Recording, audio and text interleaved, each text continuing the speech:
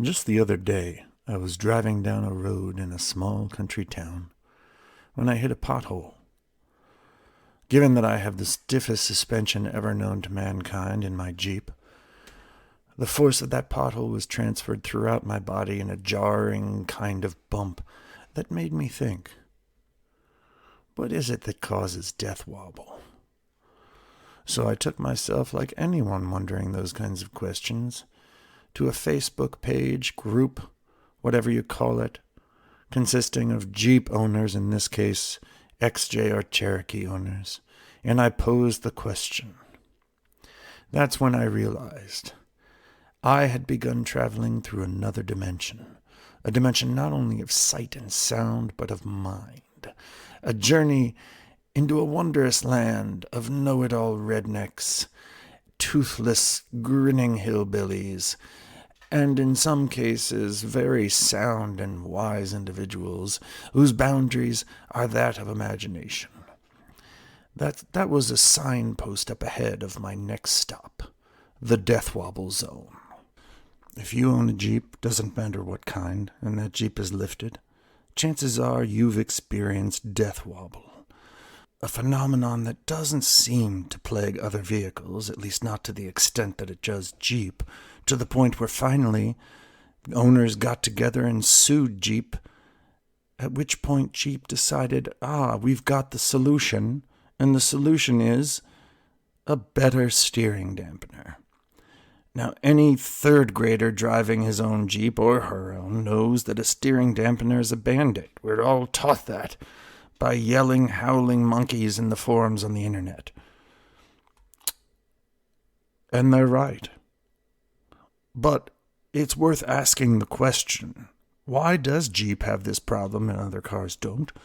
And what is it that causes it? And if you ask those questions, like I did, you will undoubtedly get the response that I did. And that is, it's your track bar, switch it, and move on. Now, in most cases, that answer is absolutely correct. It's also absolutely incorrect. In my case, if I'm running 2 track bars in 1 year because the bushings have failed, then I've got a problem. And the problem isn't the track bar necessarily. Yes, that is a contributing factor. My track bars were both cheap ones made in China. But the question becomes, what is it that causes those bushings to fail so quickly? Is it just because they're cheap and made in China? One of them was from a very reputable brand, no matter where it was made. Or is it something else? Is it something that's not quite dialed in my Jeep? I had one person, very well-meaning, on Instagram tell me that I didn't have my car aligned properly. Well, that's not the case. I did. Other people will tell you, your bearings are worn out. Well, no, my bearings are brand new. So what is it that caused that death wobble? And what is it about my particular Jeep that's making it happen twice in 1 year? And I'm waiting now patiently and yet terrified for the third case of death wobble to hit. Well, let's start at the beginning. And the beginning is, what happens when you hit a pothole? How is it that my suspension is working to begin with? What are shock absorbers and what role do they play? We're going to cover lots of questions in this video and hopefully navigate a path out of that dreaded place, the death wobble zone. Here you see an image of a car. Could be any car. Imagine it as a Jeep. You hit a pothole filled with water. You didn't see it because the water made it look like it wasn't there. If you hit that pothole fast, you feel a large force, especially if your Jeep has a stiff suspension like mine does. And that force operates over a very, very short duration. If you've got a good suspension with good springs, well, you might not feel that pothole at all, although I doubt that'll be the case. What you will feel is a slow, smaller force that happens over a longer duration. Likewise, if you go over that pothole fast, you feel it harder and shorter. But if you go over that pothole very slowly, it's much more manageable and the force doesn't feel nearly as big, regardless of what kind of suspension you have. Intuitively, you know it. You know these things to be true, and they are indisputable. Impact is transferred upward as force. Anyone who's hit a pothole or a big bump knows this as fact. Here's what else is a fact. After the rubber of your wheel absorbs that impact, it doesn't go to the shock absorbers. It goes immediately to your wheel bearings. And so those who suggest that maybe your wheel bearings have gone bad are well-intentioned and in some cases correct. Those wheel bearings take a beating and they're the forgotten heroes of any vehicle. Over time, your wheel bearings get hit again and again and again and again with the full force of every impact that the road can throw at them. Its only chance at survival, a shock absorber above that allow it to gently move upward, along with the impact that first caused it to wake up in the first place. So here we have a picture of a Jeep suspension, like an XJ's, like any Jeep that actually is built for four-wheel drive, not the Patriot, not these monstrous vehicles that they're putting out on the road today. I'm talking about a solid axle, beefy vehicle built for real men and real women. Here you see the forces transferred upward. And hopefully that force is transferred to your shocks and your springs. And what happens then is that the force is reduced through a number of different physical actions, a number of different physical properties. That force is reduced to that smaller green arrow to allow you to continue more or less gently on your way. How does it do that? Well, we're going to have to go into another world, the world of physics, with mathematical equations that describe force and mass and acceleration. Don't be afraid. Even if you don't enjoy math or don't get it, I'm going to walk you through this problem until we get to the end, and you're going to understand what is it? What is it that makes us want to have shock absorbers and springs in the first place? Well, let's start with force. What is it? Force can be defined by mass. That is the mass of your Jeep. In my case, I believe it's around 2 tons. Acceleration. Acceleration we'll define in a second, but basically that is it. Force is the mass of your vehicle times its acceleration. Simple. What is acceleration? Well, acceleration is your change in velocity, delta V, over time. And in this case, if you're going over a pothole at a constant speed, you have no change in velocity. But you do feel a change in velocity, and that is the change in velocity from upward movement. Your Jeep isn't traveling upward until it hits that pothole, and now you've got a vector that travels downward and a force that responds to that vector traveling upward, sending shocks throughout your vehicle. Or you hit a bump. Same thing. And that delta velocity is divided by time. Right away, we can start to see where I'm going with this. The longer the time, the smaller the acceleration. If you divide a small number by a big number, it gets smaller. If you divide a big number by a big number, the result is smaller. Let's keep going. We're going to take that acceleration equation and plug it into the A above in our original force acceleration, and that brings us to the bottom equation. Force equals mass, the mass of your vehicle, times your delta V over T. Fine. Then what? Well, first, let's just multiply both sides by T. That will get rid of the T on the right side and move it to the left, giving us this equation. The most important equation when discussing any kind of collision, and I'll show you that in a few minutes. Force times time equals mass times delta V. Imagine on the right-hand side, you've got a big, massive vehicle like a Jeep, times a delta V that you weren't expecting, a massive bump, resulting in a massive number on the right-hand side. You think, I'm doomed. Not necessarily. On the left-hand side, you've got force and time on your side. Yes, the force can be big, unless you, as the cognizant, thoughtful driver, can extend that time, make it as long as possible. Then, to make the left side of the equation match the right side of the equation, you don't need a big force. It could be a small force because you have extended it over a huge, vast quantity of time, perhaps infinity. Let me give you an example. Have you ever tried using your socket wrench on a tough bolt, but that bolt is rusted? It won't move, it's frozen. No matter how big your muscles are and you go to the gym every single day and get ramped up on steroids, you're even in your roid rage and you still can't get that bolt to move. Well, what do? You pick up a damn sledgehammer is what you do. And you whack that socket wrench. And all of a sudden the bolt breaks free. How did that work? Well, you just applied a mass with a very large delta V over a very short time period. The short time that it took for that sledgehammer to impact your socket. Less than a second. Maximum force. Now, don't be afraid of tables with numbers. This is a table that just illustrates what I just told you.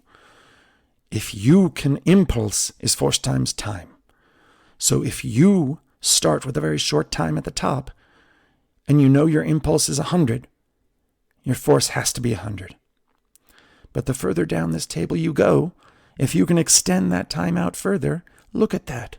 Your force has now moved from 100 to 0.1. Child's play for any Jeep. Now we know the physics. You're armed with the knowledge that most of these toothless rednecks on the forums have no idea of and cannot even conceive. The next question is, how do your springs work? Your vehicle, whether it's a new Jeep or an old Jeep, has springs. Maybe in the back it's lift springs, maybe it's coil springs, but you have springs. Why? Why does your vehicle have springs?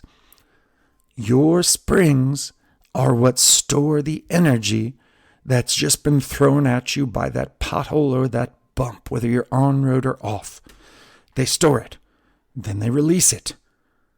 That's what springs are there for. Take up the energy and release it. Unless they're so stiff that basically they act as steel rods, in which case you've got some really bad springs and you need to change those as soon as possible. I'm looking at you, rough country. Then why do we have shock absorbers? If springs absorb the energy and then release it, why do we need shock absorbers at all?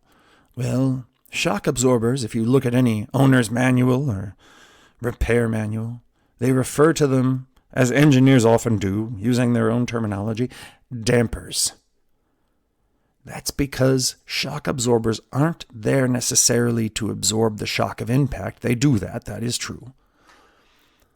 But they are there to reduce the number of times and the amplitude that you start springing up and down and up and down, just like this video shows you. How does your shock absorber do that? That's sorcery. Well, it's not.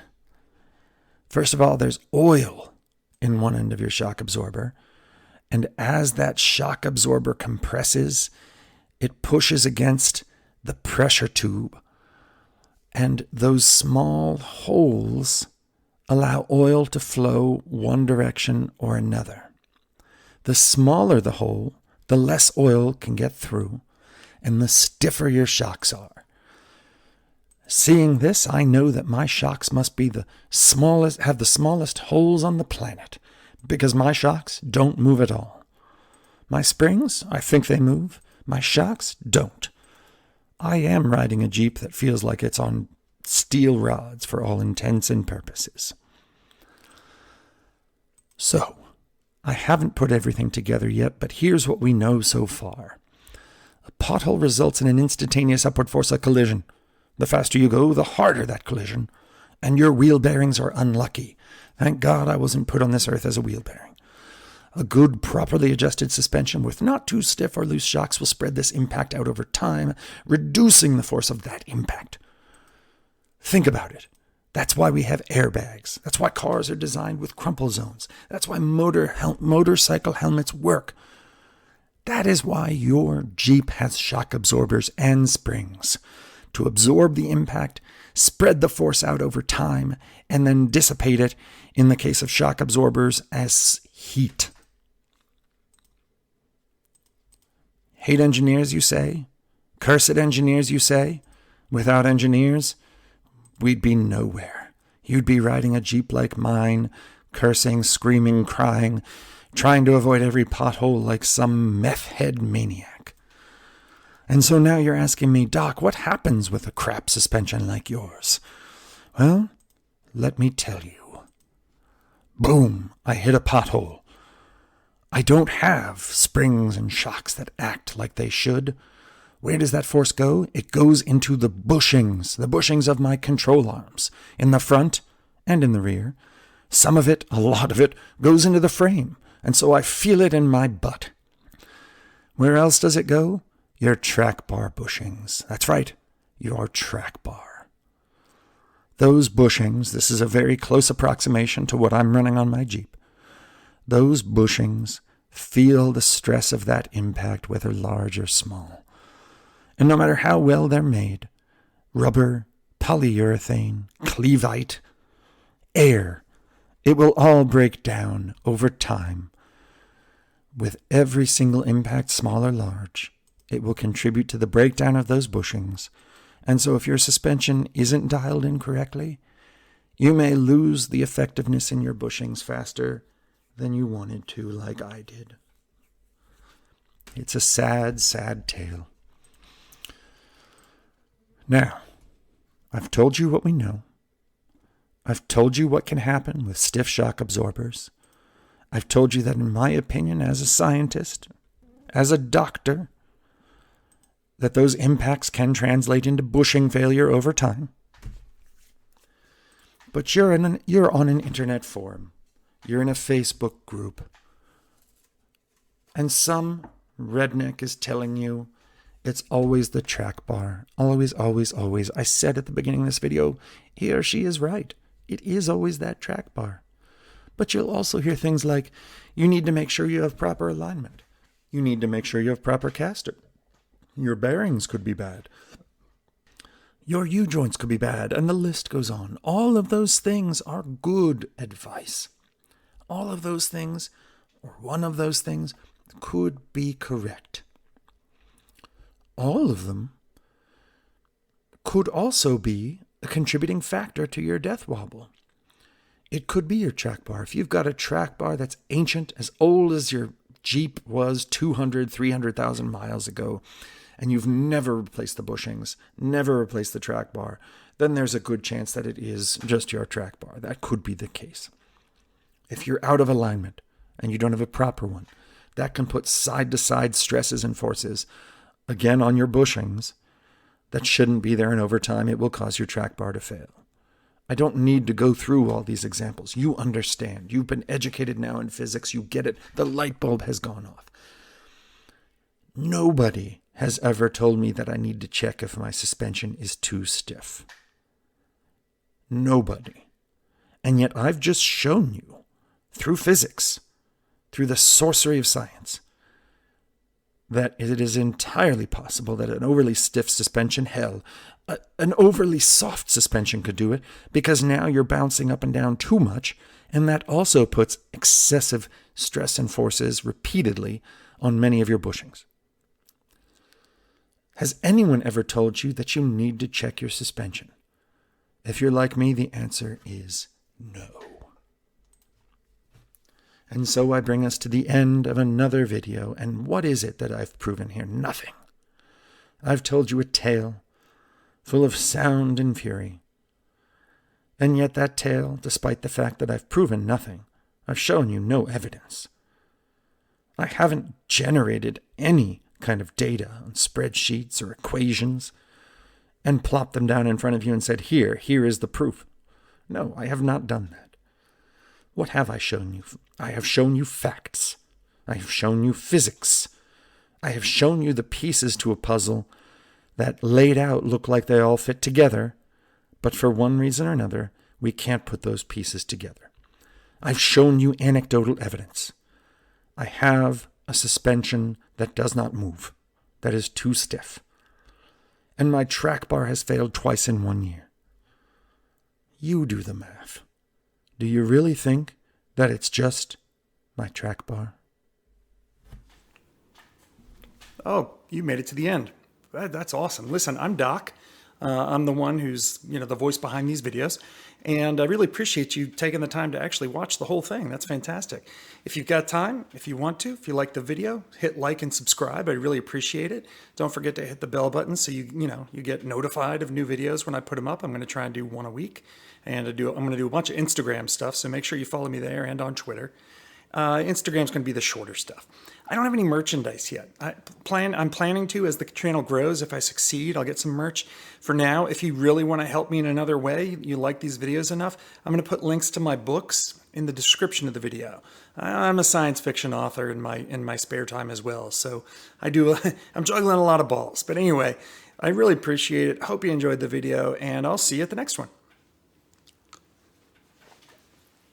Hey, do me a favor and turn this junk off. I don't know how to deal with tech.